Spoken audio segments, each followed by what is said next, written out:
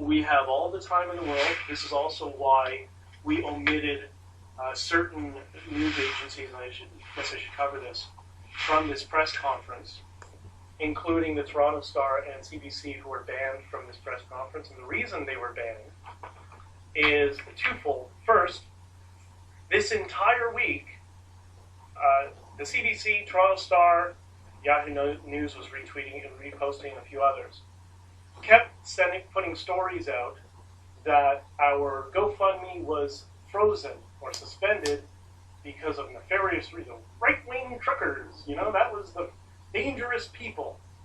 And it was hysterical. Me and Tamara were talking.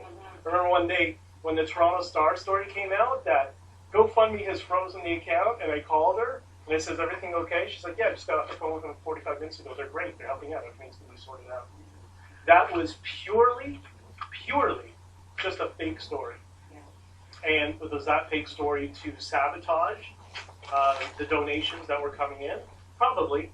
We'll see a lot of that in media. And then when the Toronto Star put that cartoon that Jordan Peterson put up, that sort of extremism, we're not going to tolerate. So we know if we had invited the Toronto Star, CBC, all these mainstream news organizations, they always do, and Kean, I'm sure you've seen it many, many times. They'll come in with 5 people, and they'll have these giant cameras, and they'll take up half the floor space and bully everybody else. And that's not what this is about. This is about us coming together, talking to one another, answering any questions that you have. If we have the answer, we'll tell you. If we don't have the answer, we'll tell you. We don't know. And just have a nice conversation with each other and go from there. Can I ask, what's the status of the truckers? I had heard that not all of them got to the Hill yesterday. Some are stuck outside of the city still. What's going on? Where are they sitting? Are they well fed? What's going on? The problem is when people ask the truckers, which truckers? There's so many convoys coming from different places. We've all lost track of them. There's a couple of convoys coming from Quebec alone, one that's coming from the Maritimes, a few from Western Canada, and they all got separated. I don't know if you saw the drone footage of the trucks, how many tens of miles long, and they were sitting for hours and hours just to make a right turn. So sections of them decide, okay, we'll turn around, we'll take a different route. And the Canadian infrastructure couldn't handle the number of truckers that were coming in mass in one direction. So that gives an idea of how many there were. We did have that issue last night where the truckers were held over on the highway and they couldn't get into Ottawa. Last I heard, it was getting resolved. Do you know the status of it? I was speaking with the guys. A lot of them were able to get turned around and went back up to the truck stop regroup. Okay. They're going to be coming back in smaller groups apparently. Okay, yeah. So that's yes, no, all answers all at once. There's just such an overwhelming number of trucks that it's become a logistics nightmare, which is great. That's what we want. We want a logistics nightmare for the government because they solve all our problems, right? Well, they can solve this problem for us. This is an easy way to fix this. Yeah, super easy. Yeah, that's right. How long do you guys plan on staying in Ottawa? How long will this go? Is it till you get what you want? Well, it's going to be summer soon, right? So right now, yeah, it's really cold, but we hang in there. The days are going to get longer. We can take this block party and put it in overdrive, have some dancing outside in the heat. So we're in this from the long haul. More we than don't 2 have weeks. a time limit. The thing is with trucks, it's interesting because they're designed to be on the road, especially the long haul ones, for an indefinite period of time. As long as you keep fuel in them, they can sit there for weeks and months. And now we have, I don't know, $8 million? It's probably over 8.5 now. So $8 million worth of fuel, so I don't know, 2023, 2024, I guess we can do. Right? All right, those are my questions. Next. Andrew Lawton, True North. Since you brought up the money, what are your costs at this point that have been spoken for of the GoFundMe? Well, we'll be using it primarily to pay some of these truckers. A lot of these truckers have lost their jobs and have nothing, right? So it's going to be primarily for that. And I guess we're going to have to look at rooms because if we have to stay, we may need some rooms and food and stuff like that. That's what it's primarily been. designed for. When we set it up, it was to cover the cost of the journey.